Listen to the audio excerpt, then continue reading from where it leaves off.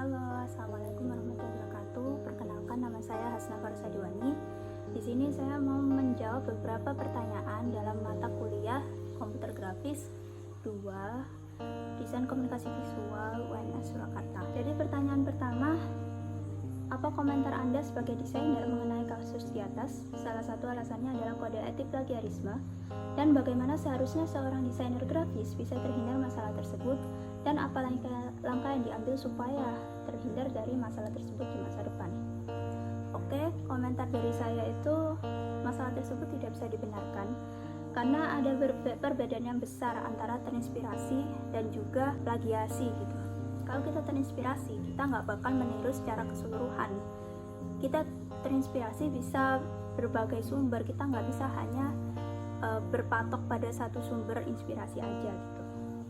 Dan juga kalau kita melakukan plagiarisme, tandanya kita melanggar hak cipta dan hak moral. Dan gimana sih caranya agar kita bisa terhindar dari masalah plagiarisme tersebut di masa depan?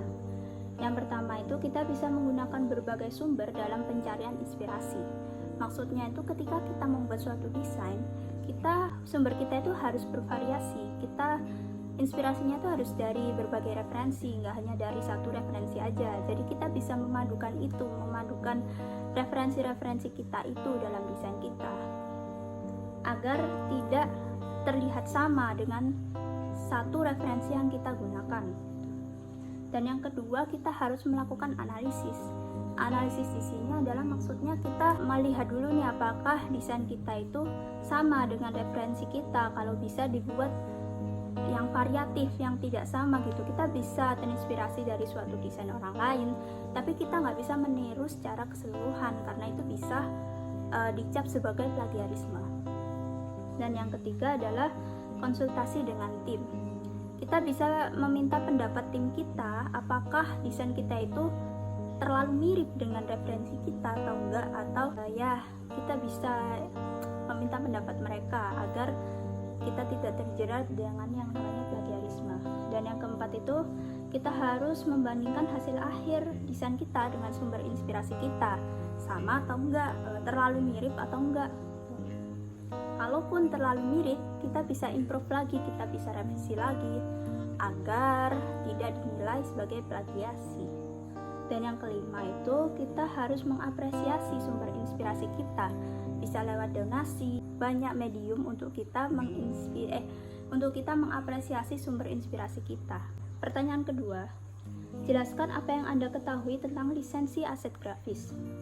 Jadi lisensi ini adalah semacam tujuan atau pengikat dalam tujuan gitu. Suatu aset grafis yang mempunyai lisensi, kita nggak bisa seenaknya untuk melakukan hal dengan aset grafis itu. Kita harus patuh terhadap lisensi yang telah diberikan pada aset grafis itu. Lisensi itu ada 5. Yang pertama itu adalah personal license. Jika ada aset grafis dengan personal license, kita hanya bisa mengaplikasikan atau menggunakan aset grafis tersebut untuk sesuatu yang tidak dikomersikan, sesuatu yang tidak dimonetisasikan, semisal blog pribadi dan lain-lain. Pokoknya kita nggak boleh nyetak, kita nggak boleh jual desain kita yang mana di sana ada aset grafis yang berlisensi personal license. Dan yang kedua adalah commercial license. Nah, di commercial license ini kita bisa mengkomersilkan, kita bisa menjual desain yang kita gunakan dengan aset grafis dengan lisensi ini, tapi tetap dengan merek atau label yang membuat aset grafis ini, tidak bisa diatasnamakan atas nama kita gitu.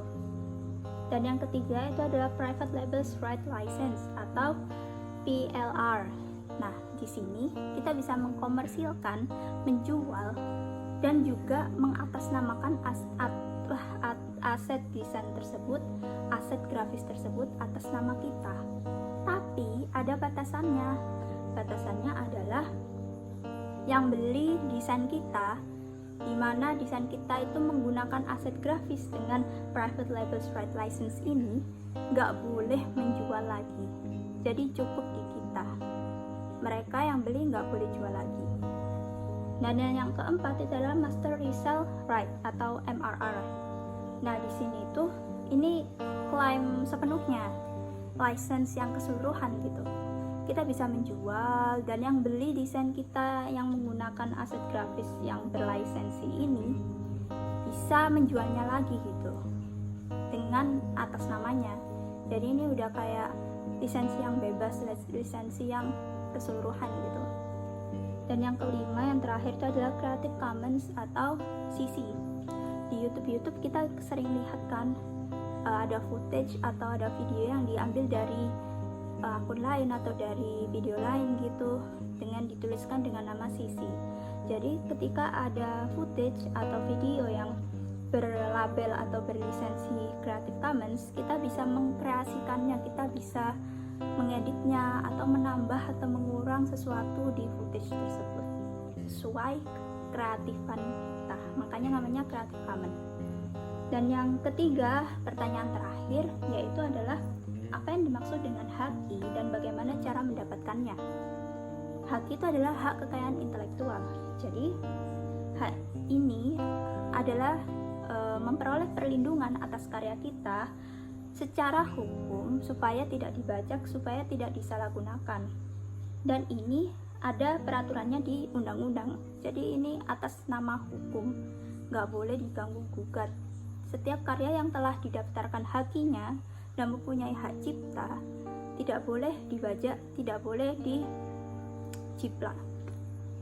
Jadi hak ini sangat penting ya, agar karya kita itu terlindungi. Kita bisa lihat di bazar sekolah atau di mana gitu ada buku bajakan, itu sangat-sangat itu dia termasuk pelanggaran haki dan itu bisa dipidanakan, itu bisa dibawa ke ranah hukum karena nggak boleh ya karya kita yang buat tapi orang lain mengambil keuntungan dari karya kita tanpa mereka ikut membuat karya kita, itu melanggar hukum. Dan juga hak ini terbagi menjadi dua, yaitu hak cipta dan hak kekayaan industri. Hak kekayaan industri ini juga dibagi lagi nih, ada hak paten, hak merek, hak desain industri, hak desain tata letak sirkuit terpadu, hak rahasia dagang, dan varietas tanaman. Dan juga hak ini berprinsip pada 4, yaitu ekonomi, keadilan, kebudayaan, dan sosial. Nah, kita bisa nih mendapatkan hak atas karya kita mempunyai suatu font atau suatu aset grafis atau apapun itu yang kita hasilkan atas karya kita atau produk atau apa, kita bisa mendaftarkan hakinya agar karya tersebut terlindungi secara hukum. Caranya yaitu yang pertama, langsung ke Direktorat Jenderal Hak Kekayaan Intelektual, bisa melalui kantor wilayah Kementerian Hukum dan Hak Asasi Manusia Republik Indonesia, dan juga melalui kuasa hukum konsultan HKI yang terdaftar. Atau kalau kita ingin melakukannya secara mandiri, kita bisa daftar secara online di portal yang aku tuliskan di bawah ini. Nah, ketika kita memohon haki untuk karya kita bisa melihat nih status produk kita itu udah terdaftar atau belum di web Ditjen HKI. Seperti itu. Jadi kita bisa memantau karya kita. Oke, segitu aja jawaban dari saya. Terima kasih. Wassalamualaikum warahmatullahi wabarakatuh.